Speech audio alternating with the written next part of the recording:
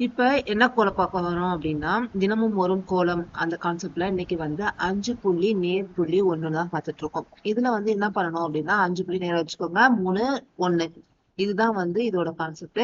இப்போ நடுவுல இருக்கு பாத்தீங்களா, அதுல இருந்து சுத்தி வந்து 1 இருக்கிற இடத்துக்கு கொண்டு வந்து சுத்தி கொண்டு வரணும். 3 கோடு போனதுக்கு அப்புறமா திருப்பி இந்த சைடு 1ல முடிச்சு சுத்தி கொண்டு வாங்க. எப்போதுமே பாதி முடிச்சுட்டு திருப்பி பாதி கொண்டு போனோம்னா தான் ஒரு கோலத்தோட ஃபினிஷ் பண்ண முடியும். இப்ப அந்த கார்னர் மேல் கார்னரை முடிச்சிட்டோம். அப்புறம் கீழே கொண்டு வந்து சைட்ல இருக்கிறத கொண்டு வாங்க. இது ரொம்ப சின்னது, ரொம்ப கியூட்டான, அடிக்கடி நம்ம வந்து டக்குன்னு கோலம் போடணும் அப்படின்னு நினைக்கிறப்ப இந்த கோலத்தை நீங்க போடலாம். ரொம்பவே சுலபமானது, ரொம்பவே ஈஸியும். இதை ட்ரை பண்ணி பாருங்க. திருப்பி இதை எப்படி பண்ணலாம்னு பார்க்கலாம். 5 புள்ளி வச்சுட்டு அந்த 5 புள்ளி நேர் புள்ளி 1, 5 புள்ளி நேர் புள்ளி 1ல 5, 3, 1 ரெண்டு பக்கமும் வச்சாச்சு.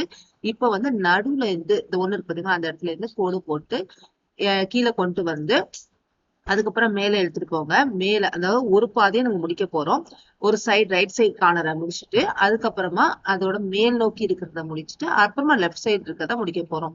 இப்ப லெஃப்ட்ல இருந்து மேல கொண்டு போய் அதை பினிஷ் பண்ணி கீழே கொண்டு வாங்க. இது வந்து 3 சுத்து லைன் வர மாதிரி இருக்கும். இது ரொம்பவே சுலபமும் கூட. இந்த மாதிரி தினைக்கும் ஒரு குளத்துல அடுத்தடுத்து சின்ன சின்ன கியூட்டான நிறைய குளங்களை கத்துக்கலாம். லைக் பண்ணுங்க, ஷேர் பண்ணுங்க, மறக்காம சப்ஸ்கிரைப் பண்ணுங்க.